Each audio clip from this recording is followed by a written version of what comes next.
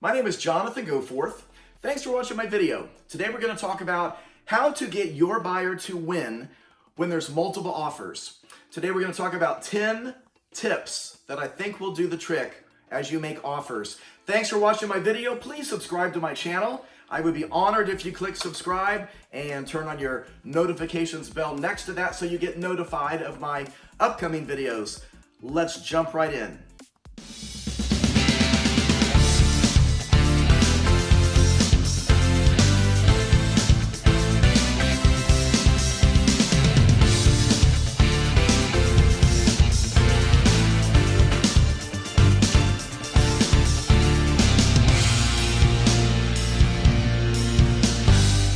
Let's jump right into this.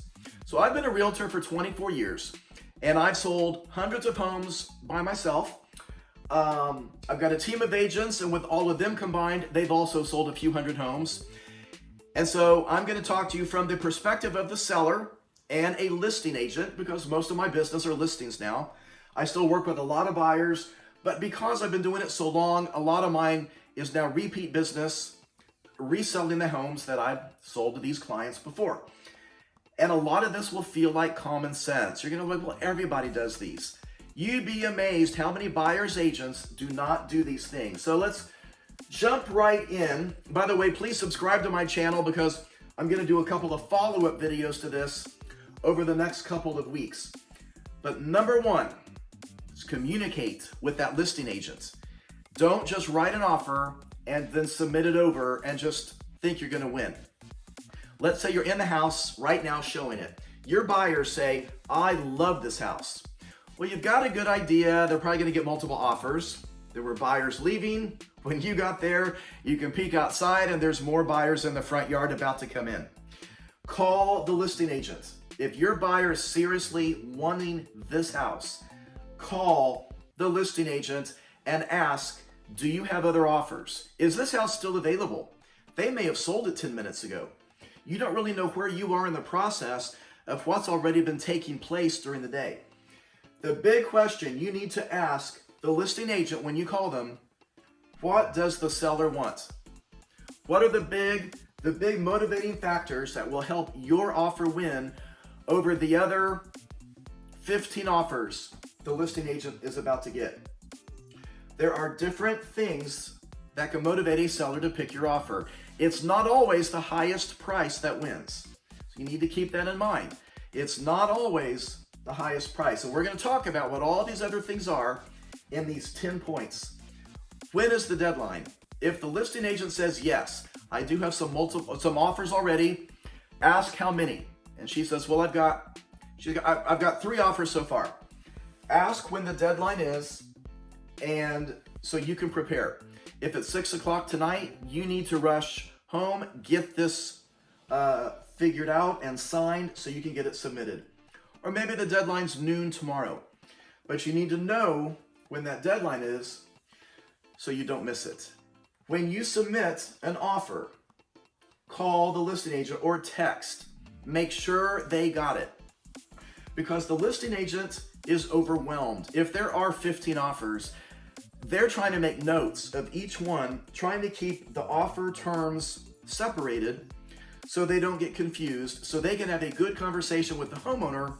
Right now, I've got 15 offers. These are the best 3. And so we're going to talk about these 3 first. And so that's the situation you're going into. But make sure the listing agent got your offer. A few months ago, I had a listing and I had multiple offers. An agent thought they sent me an offer. And this agent called me the next day. In the meantime, I've sold it because they knew I had a multiple offer deadline of later that night. They called me the next day. How did it go? Well, I said, I don't know who you are. I didn't get an offer from you. Come to find out, they put a typo in my email address when they sent it to me. So they sent this offer off into space. I never got it. And they never called me or texted me at all to see if I got their offer. So make sure you get confirmation, either if it's just a text, that yes, the listing agent did get your offer. Now let's move into the next points. Let's talk about these points because You may not realize these may be hurting your offer if you're not doing some of these. Let's talk about number 4. I will tell you this in the beginning, you have to be pre-approved. Pretty much everybody is. But what I want to talk to you about is not all lenders are created equal.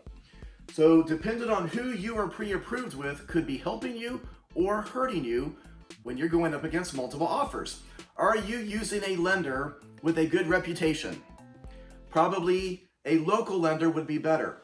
If you come into this with a pre-approval letter from, let's say, a national lender who you have no relationship with, they have no relationship with anyone in this transaction, you're calling a 1-800 number in another state, we know that as a listing agent and your own buyer's agent, you are probably hurting yourself as you compete with other offers with a lender with a better reputation. If you are pre-approved with a lender and your buyer's agent, your realtor, is giving you suggestions, you really need to look at getting pre-approved with somebody else. Then you really need to take their advice. That's why you have them. They're not getting anything out of this. They just want you to close. So if your realtor has 2 or 3 different recommendations of lenders, call them. Get pre-approved with what I think a local lender is better, because a local lender is probably going to work harder. They're going to work nights, they're going to work weekends. If you're putting an offer together tonight at 7:30 at night, you need to be getting with your lender, probably on the phone before you write it. You're not going to get that with national lenders. When you call that 1-800 number, first, they're closed. Secondly, you're going to get a different person probably every time you call. The lender you use is a big deal. Preferably a local lender who will give you a cell phone number and somebody who your realtor has a relationship with. There are great lenders out there, good lenders and great lenders. There are not so good lenders. There are really bad lenders.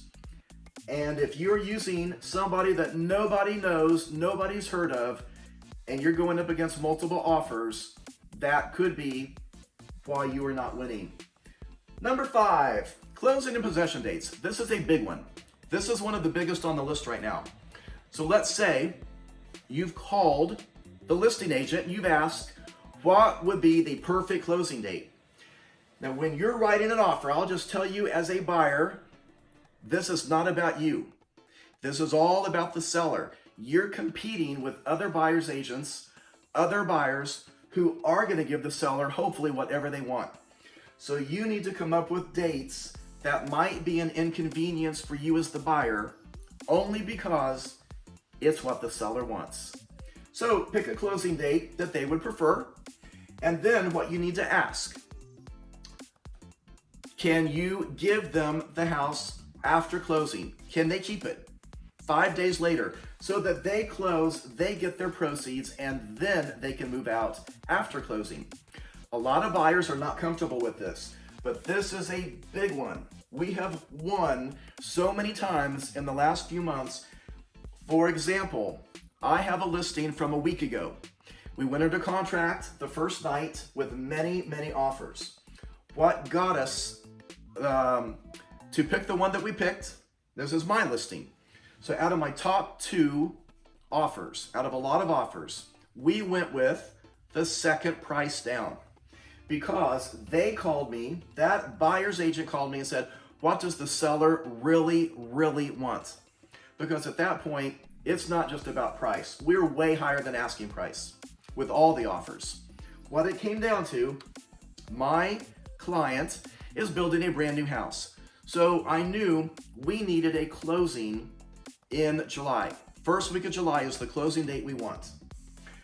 They asked me what would be the perfect possession date. And I said, well, we don't really know when the new house will be finished. It could be the second week. So we would like some flexibility in there. What I got is a closing first week of July, and they let my seller stay there for free for 3.5 weeks after closing. Now, my seller might not need all that time, but the buyer was so nice to give that. It wasn't worth all that much money. It's just daily interest for 3.5 weeks compared to climbing in price thousands of dollars. but it saves my seller stress, a second move. They can stay in the same house that they're already in, and it makes life so easy. That was worth so much. My seller signed that quickly. So that's a big one that you can do. Number 6, we call it the as-is addendum. It's probably really labeled the in its present condition form. And this as-is addendum is used by a lot of agents. You might already be using this if you're trying to buy other homes. Here is what the options are. There's a couple of options that are commonly used. One of the options, you submit this addendum with your offer and you say, I'm going to do my inspections. I want the right to do them, but I'm not going to renegotiate. I'm not going to ask you to fix anything. I'm not going to renegotiate the price because of the inspections. But you can still cancel the contract if you want to. That's a very popular option on the as-is form. Or if you really want this house and you really want to compete against the other offers who are probably also doing the as-is form, you can say, I am going to skip the inspections completely. I'm not going to do them. I'm waiving my ability to cancel the contract or renegotiate. That's more risky, obviously, for the buyer, but the sellers love that. Now, you as a buyer, if you're going to do that, while you're there in the house, walk around carefully. Walk around the outside. Look for rotting windows, cracked windows, damaged siding, anything that you don't want a big surprise with after closing, because if you're going to take it purely as is and skip inspections, that might be the only time you will get to be in that house until after closing, and then you move into your house. Walk around it really good. Look at the furnace. Look at the hot water heater. You don't want to move in after closing and realize, wow, the hot water heater's leaking water. Well, it's probably okay if you knew that before, but you don't want big surprises because that was the purpose of the inspection, is to find those things. Something else you can do, shorten the time frame of doing the inspections. Most of the country, it's a 10-day inspection period. If you want to shorten that to 6 days, 5 days, just to make it more enticing to have the inspections over with faster for the seller, then you as the buyer's agent, you need to get your inspector on the phone while you're there, or look at their calendar and make sure they can squeeze you in. Because if you're going to do, say, a radon test, that's a 2-day test. So make sure you're not having your buyer agree to something that's not possible. Just make sure you can get the inspection in fast enough if you do shorten the time frame. Number 7, a lot of buyers are doing this. Here's the catch. Let's say this house is $200,000. That's what it's listed for. You are going to offer, and you know there's multiple offers because you as the agent have already called. You know there's multiple offers and you know when that deadline is. You are going to offer $221,000, thinking there might be offers at $220,000. You want to try to beat them by $1,000. Now you have no clue what anybody's offering. It's a game. You're just hoping you win. You don't want to pay too much, but yet you want to pay enough that you still win. Something you can do is remove the appraisal contingency. A lot of buyers cannot do this. Now, if you're taking out a loan, you're probably going to have to do an appraisal no matter what. You're not waiving the appraisal. You're waiving the contingency. And the only way to do that means if the house does not appraise for $221,000, you agree to pay the difference or part of the difference. And you're going to put that in the contract as to what the buyer's going to offer, what they can agree to do. If you're going to just make that open-ended, be careful, because $200,000 could have been high. It might appraise at $198,000, and now you're on the hook to cough up an additional $23,000 that maybe you didn't really have. So if you do this and you say, I will waive the appraisal contingency up to $10,000 difference. If it comes in low, I will cough up $10,000 extra towards down payment. If you're doing that, submit over something, a bank statement that shows you really have that money in your account. Because I can't tell you how many of my listings, the buyer that wins, they waive the appraisal contingency. And it does not appraise, the appraisal comes in low. Come to find out, the buyer didn't have the money. Sometimes the buyer's gonna borrow money from parents. But make sure if you're gonna do that, you feel very comfortable as a buyer. I will tell you this though, you already agreed to pay $221. So if you can come up with the money, what does it really matter? Because you already plan on paying that. Let's go to the next ones. If you're not already squirming as a buyer, you are now. So this is the escalation clause. A lot of agents do this. I don't like this form at all. I don't think any agents like this. Most brokerages don't like this form. It's an emotional form. It can backfire on both the buyer and also the seller. So let's talk about this really fast. Let's cover these. Let's get you back out there selling some houses. The escalation clause, it's a game. This is where the buyer is so frustrated. They've probably missed out on other homes they've made offers on. You as the buyer's agent, you're also frustrated because we have such a low inventory of homes. You're waiting for this one next listing. Everybody runs out, looks at it, whole bunch of offers. There's only going to be one winner and a whole bunch of buyers that don't get it. They're frustrated again. They got to wait for the next house. Because of this market, because of this frustration, we have an escalation clause. Could be an escalatory clause is what ours is actually titled. And what it says, so buyers, you're gonna have to sit down for this. It says, you as the buyer will agree to pay an amount, $500 more or $1,000 more, whatever you decide. You will pay whatever that amount is higher than the best offer they have. So let's say they have 15 offers. Let's say the house is listed for $200,000 and they do have offers for $221,000. You are sitting there with an escalation clause saying you will pay $500 more than the highest offer they have. But you only offered $205,000, not knowing how high could this house go. You're going to want to put a maximum on your escalation clause so you don't pay $300,000 for this. But you put a maximum $230,000. Their highest offer is $221,000. That means you are agreeing to pay $221,500. Whether you really want to or not, you're agreeing to that.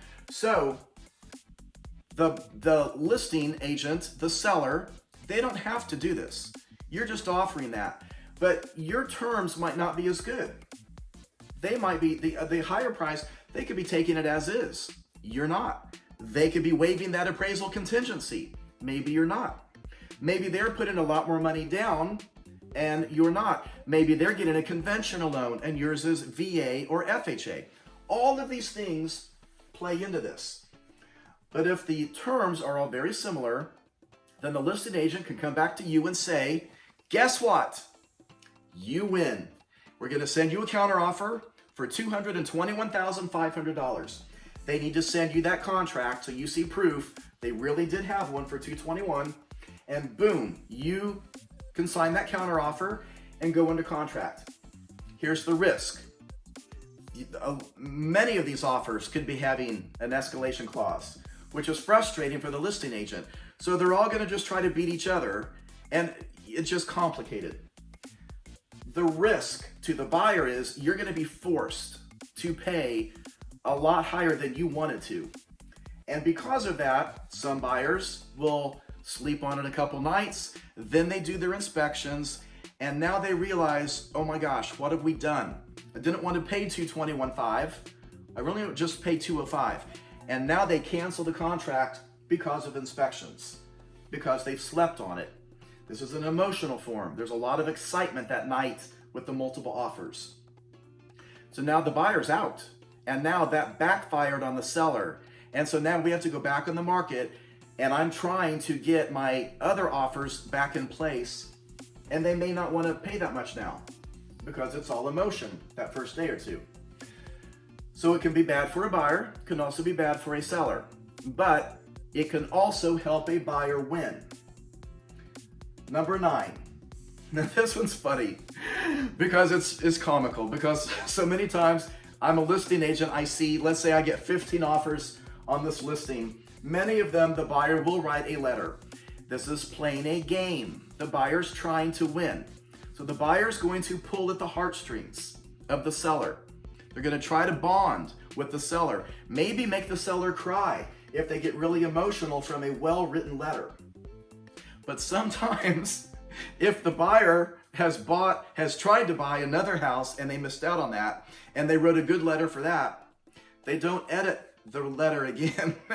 I get letters that clearly were written for a previous house. They have nothing to do with the house that I'm selling, and it's not heartfelt at all. And it's comical to read those because they are clearly pouring out their heart about somebody else's house that they missed out on. So if you're doing a letter, and you should, these work, make sure you read the letter before you send it over in case you need to edit it.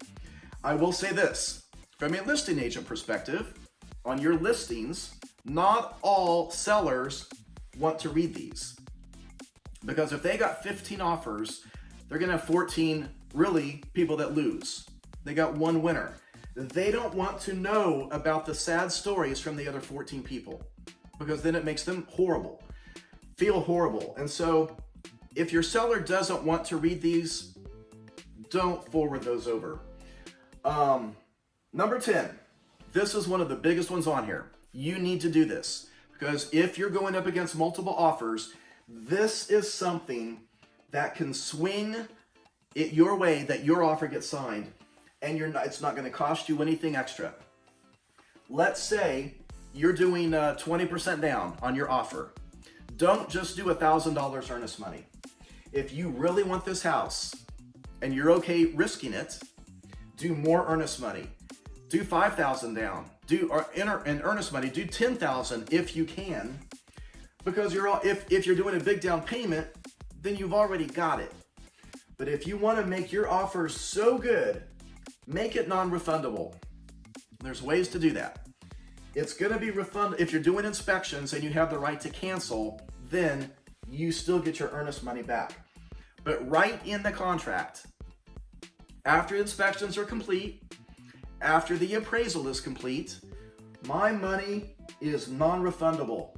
If I fail to close for any reason at all, it all goes right back directly to the seller. No questions asked. If you're going to do this, you need a good lender. You need to get your lender on the phone right now, that night, before you make this offer, and make sure you are really loanable.